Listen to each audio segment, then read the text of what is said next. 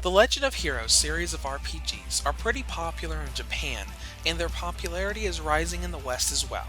Those of us in North America and Europe know this series best through the handheld world with The Legend of Heroes Trails in the Sky and Trails in the Sky SC aka Second Chapter. These did really well, and Kotaku even came out and said that Trails in the Sky was the best RPG of the decade.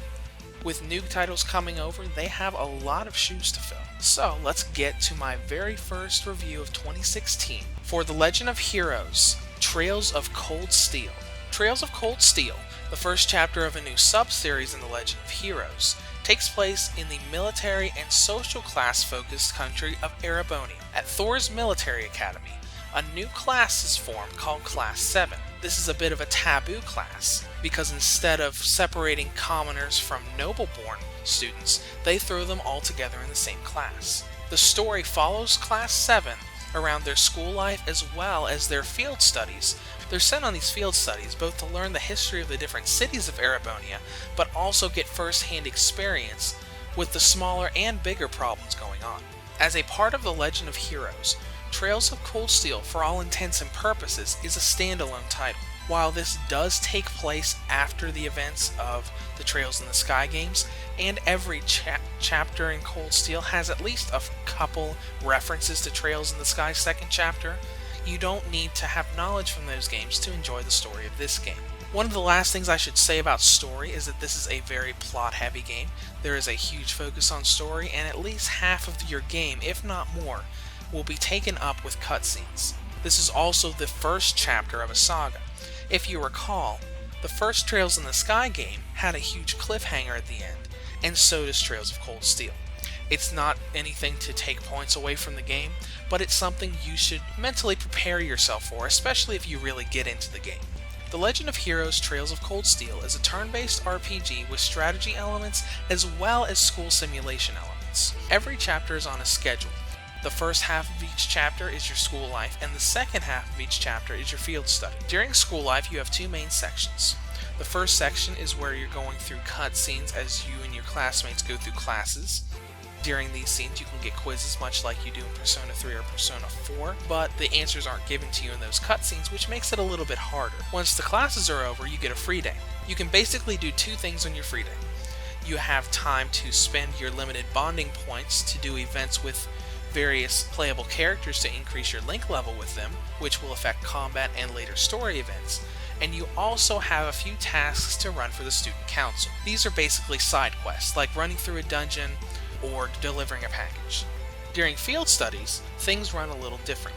First of all, you're sent to a city with a preset party based on what story chapter you're on, and the city works as a sort of hub world, giving the game a much bigger open world feel than the Academy does. While you're spending a weekend in this city, you will have an underlying story developing, but you'll also be running requests and tasks, not unlike the ones you do for the student council on your free day. Now let's talk about the equipment and combat systems.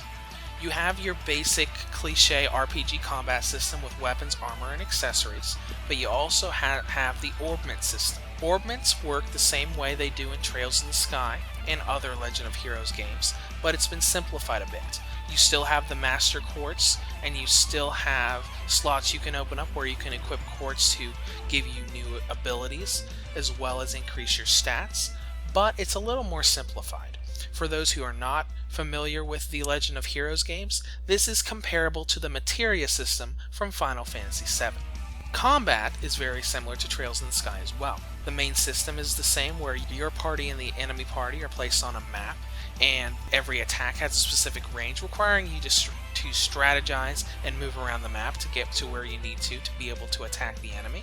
You also have the points you have for using the magic-like arts, as well as the points you gain by attacking enemies and being attacked that will let you use other skills as well as your ultimate skills. The main addition here is the inclusion of link attacks and smash attacks, which are basically team attacks. Unlike how Trails in the Sky Second Chapter utilized team attacks, linked attacks are actually a part of the game's storyline. When you attack an enemy, they have a certain amount of strength and defense against specific weapon types, and this strength determines the percent chance you have of landing a smash attack. Once you land one of these attacks, you and the character you're linked with can perform a link attack. The type of attacks you can use during these link attacks depends on the link level you have, which is dependent on how many bonding events and how much time you spend with that character. The higher the level, the better attacks at your disposal. The last two sections for this review's gameplay are difficulty and length. Difficulty isn't too hard, but it's not too easy either. If you go through the easy difficulty, you're probably not going to have much challenge outside of a couple boss fights. If you go through normal, a lot of the bosses will challenge you, but it's nothing you're going to have to stop and do hours and hours of grinding for. As far as length is concerned, this is a long game. Even though this is just the first chapter of a sub-series, you can expect Cold Steel to last you at least 50 hours your first time through. It took me 51 hours to beat the final boss my first time through before I unlocked New Game Plus. Speaking of New Game Plus, when you unlock this, you have various points that you can use to transfer various elements over to your new game.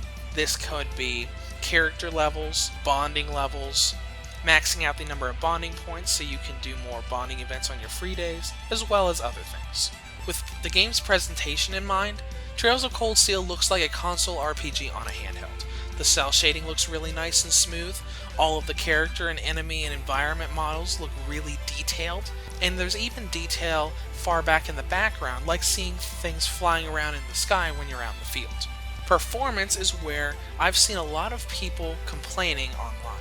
On places like Reddit and other online communities, I've seen a ton of people complain about the load times, talking about how terrible and unbearable they are. When I actually took a timer to it, I never had a loading sequence in the game that exceeded about 7 or 8 seconds. There are a lot that go between 5 to 7 seconds, but as long as you can deal with a 7 to 8 second load time wait between areas or cutscenes, then you really don't need to worry about anything. Lag is the only thing I'm taking points off the score for. There are a lot of cutscenes in the game where the game will jump quite a bit as the camera is rotating around, looking at a big city or a big environment.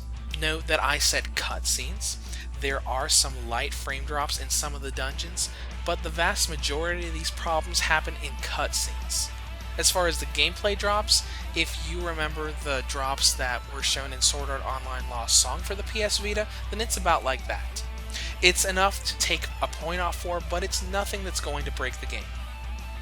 The Legend of Heroes Trails of Cold Steel feels like an RPG made for the PS3 and PS4, but on a handheld.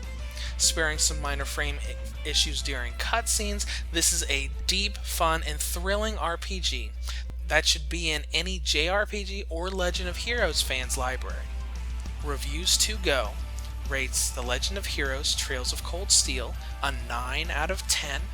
If you have any comments or questions, feel free to leave them below or head to my site at www.reviewstogo.com.